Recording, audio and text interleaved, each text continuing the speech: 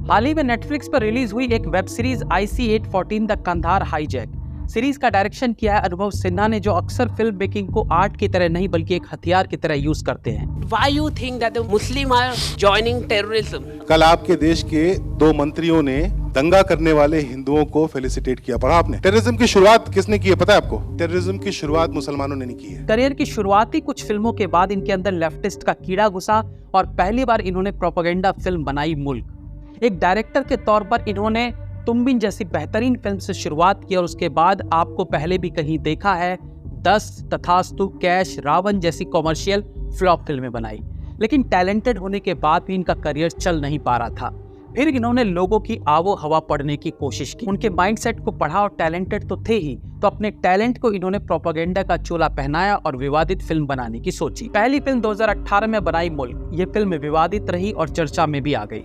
बस फिर क्या था, 16 साल के लंबे करियर में जिन्हें कभी कोई ढंग की पहचान नहीं मिली, उन्हें एक मुल्क फिल्म से वो पहचान मिल गई, तो भला वो पीछे मुड़ के क्यों देखते। कैसे साबित करेंगे आप कि आप एक अच्छे मुसलमान? आपने अक्सर इंस्टा रील्स में कुछ लड़कियों को देखा होगा जो डांस की वीडियोस बनाती हैं या जिम्नास्टिक की वीडियोस बनाती है या इवन कुकिंग या फैशन से रिलेटेड वीडियो बनाती हैं। इन वीडियो में वो अपने रियल टैलेंट को दिखाती है। जिम्नास्टिक वाली वीडियो में वो गजब के करतब करती दिखाई देती है, फैशन वाली वीडियो में बेहतरीन सा कुछ मेकअप या ड्रेस दिखाएगी। लेकिन इन सारी वीडियो में वो अपने टैलेंट को दिखाने के साथ साथ वीडियो में ऐसे कपड़े पहन के रखेगी ताकि लोगों की नजर उनके टैलेंट के साथ साथ उनकी बॉडी पर भी रहे। खाना बनाने वाली वीडियोस में वो जानबूझ के ऐसे कपड़े पहनेगी ताकि लोगों को उसके बनाए डिश से लार टपके या ना टपके, उसके सेक्सी ड्रेस से लार जरूर टपकनी चाहिए। ये आजकल आम बात हो गई है, क्योंकि अब सबको लगता है कि पहले 3 सेकंड के प्रेजेंस से लोगों को वीडियो पर रोकना है, उसके बाद अपने टैलेंट से उन्हें दिखाना है कि अबे खाली मेरे कपड़े मत देख, मेरा टैलेंट भी देख। ये 2 in 1 काम हो जाता है। अनुभव सिन्हा जी ने यही रास्ता अपनाया है।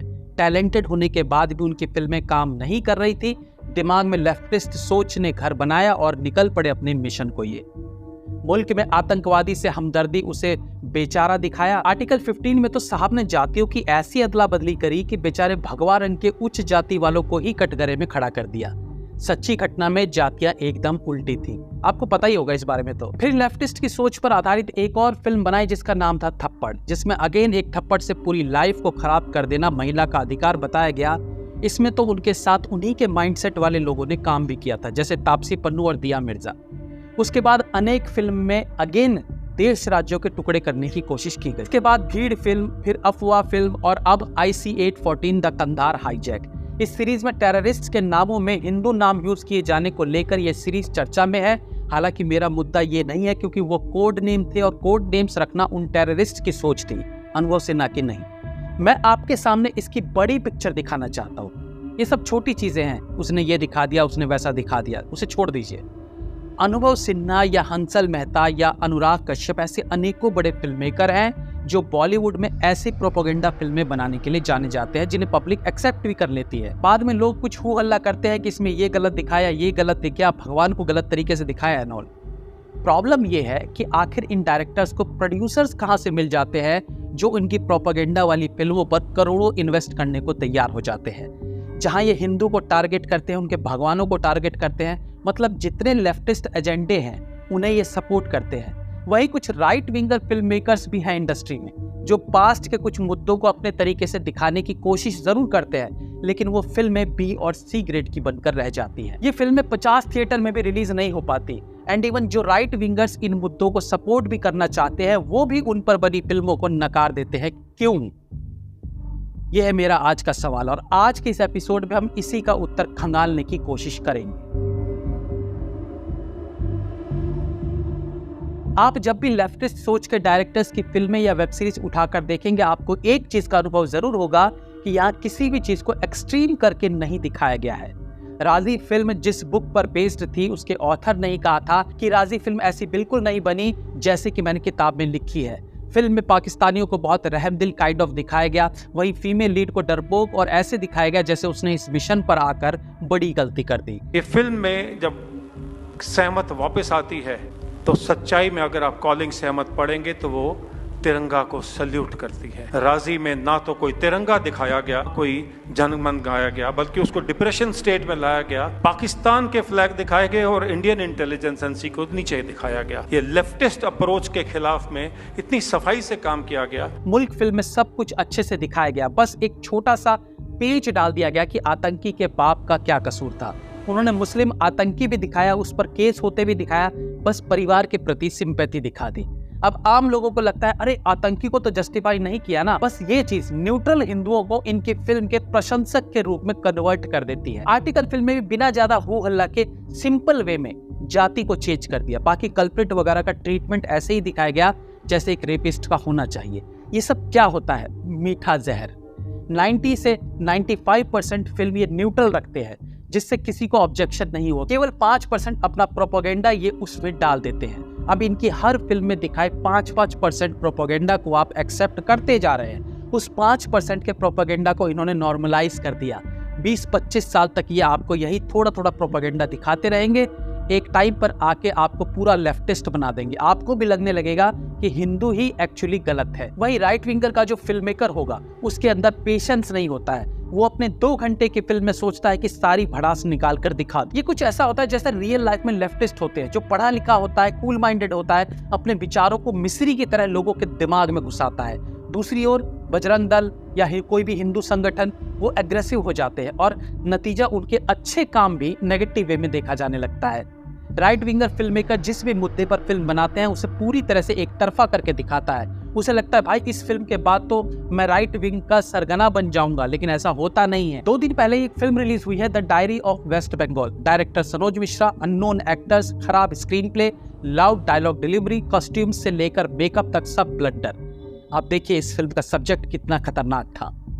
बांग्लादेश की एक हिंदू लड़की जब वहां से भागकर बंगाल में आती है तो उसके साथ कितना बुरा व्यवहार होता है।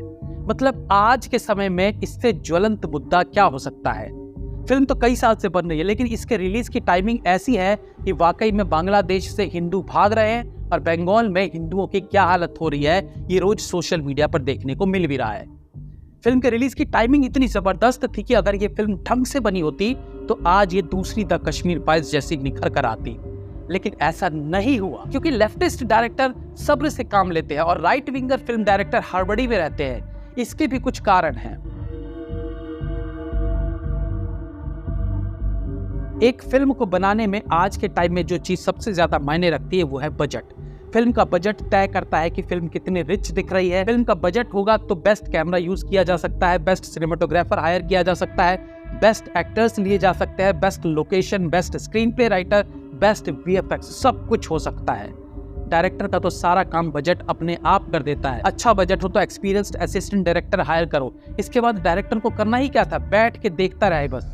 राइट विंगर डायरेक्टर जो फिल्म बनाते हैं उनके पास प्रोड्यूसर का अकाल रहता है। देश में कितना भी नेशनलिज्म देखने को मिल रहा हो, कितना भी हिंदुत्व जगा हुआ दिख रहा हो, लेकिन जब बिजनेस की बात आती है तो हर कोई फूक फूक कर कदम रखना चाहता है। राइट विंग डायरेक्टर को कभी बड़े फाइनेंसर्स, प्रोड्यूसर्स नहीं मिल पाते जो इनकी फिल्म पर पैसा लगाए।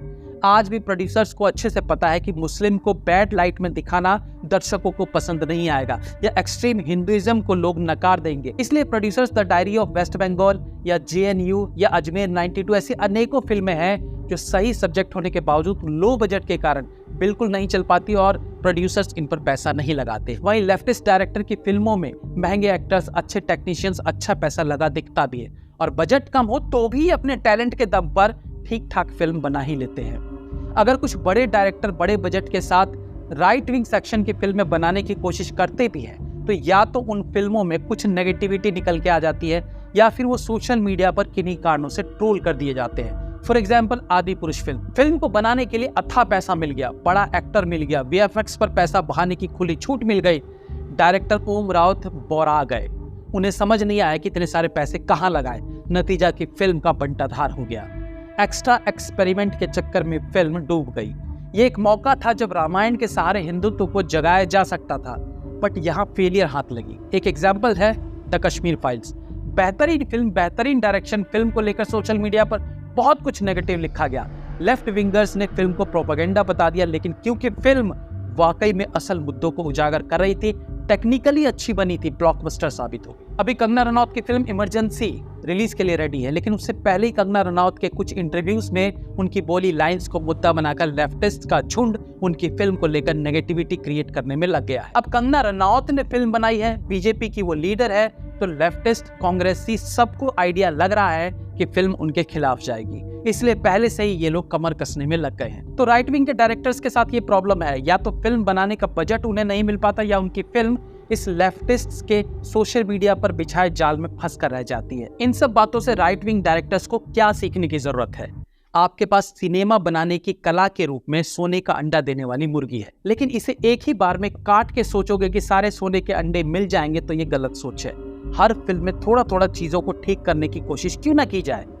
फॉर एग्जाम्पल, कई दशकों से बॉलीवुड में ठाकुरों को निर्दयी दिखाया जाता रहा है, क्यों ना अपनी न्यूट्रल मूवी के एक दृश्य में किसी ठाकुर को दयावान दिखाकर बाकी मूवी न्यूट्रल रखी जाए।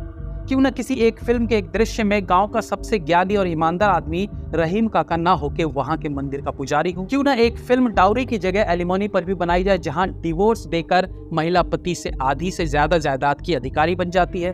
अनदर इंपॉर्टेंट थिंग कि जब तक आपके पास इतना बजट ना हो कि आप अपने मुद्दे को फिल्म के माध्यम से सही तरीके से दिखा सके, तब तक आप फिल्म ना बनाएं, क्योंकि ऐसा करने से एक अहम मुद्दा जो लोगों को जानना चाहिए वो वेस्ट हो जाता है, और एक और प्रोपेगेंडा मूवी की लिस्ट में उस फिल्म का नाम भी आ जाता है। आप IMDb पर जब इंडियन प्रोपेगेंडा फिल्म टाइप करेंगे तो आपको ये फिल्में दिखेंगी: the Kashmir files, her her Mahadev, Panipat, Hindutva, Tanaji, the Kerala story.